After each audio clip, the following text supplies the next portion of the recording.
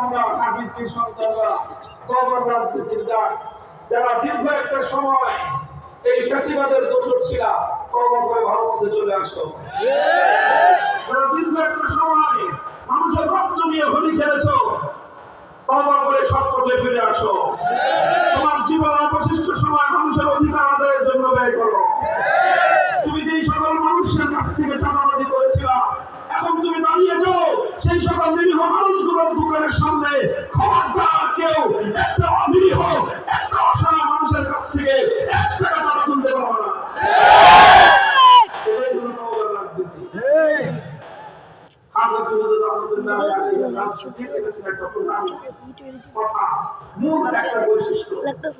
আরেকটা বৈশিষ্ট্য তিনি বলেছিলেন, আরেকটা কথা হাফিজজির কথা, গুরুত্বপূর্ণ কথা তিনি বলেছিলেন, খেলাফত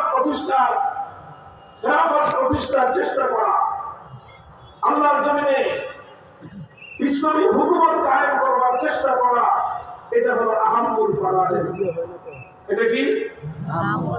আরে এত ছাত্র মাদ্রাসা ছাত্র বললেও তার অবস্থা আরো জোরে হয়।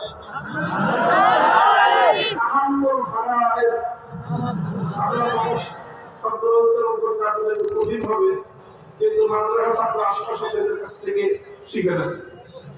শব্দটা কি বললাম? আহাম্মুল ফারায়েজ শব্দের অর্থ হলো যে সবচেয়ে গুরুত্বপূর্ণ ফরজ। কি অর্থ?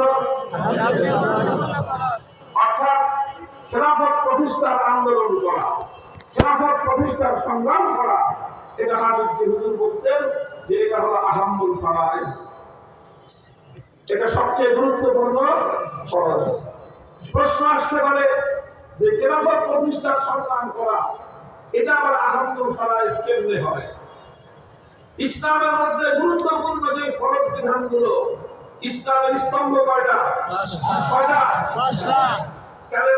ঈমান, নামাজ, রোজা, হজ, যাকাত, এর মধ্যে তো খেলাফত প্রতিষ্ঠার কথা নাই, আছে?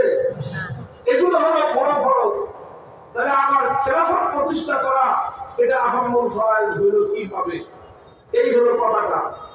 মুহতারাম হাজিরিন, এই প্রশ্নের জবাব হলো, দেখেন এমনিতে খেলাফত প্রতিষ্ঠার সংগ্রাম করা কোনো ফরজের তালিকায় খুঁজে পাবেন না। ইসলামে কি কি বিধান ফরজ, সেই ফরজের বিধানের তালিকা তালাশ করলে খেলাফত প্রতিষ্ঠার সংগ্রাম করা ফরজ এই তালিকায় আপনি কোথাও নামটা পাবেন না। কিন্তু ইসলামের একটা মূলনীতি আছে। মূলনীতিটা হলো এই যে কোন একটা ফরজ বিধান পালন করার জন্য সেই কাজ না করলে ফরজ বিধান পালন করা যায় না। ইসলামী শরীয়তের নীতি অনুযায়ী সেই কাজটাও ফরজ হয়ে যায়। বুঝেন নাই কথা? মা ইয়াতিফু আলাইহিল ফারাইজ, মা ইয়াতিফু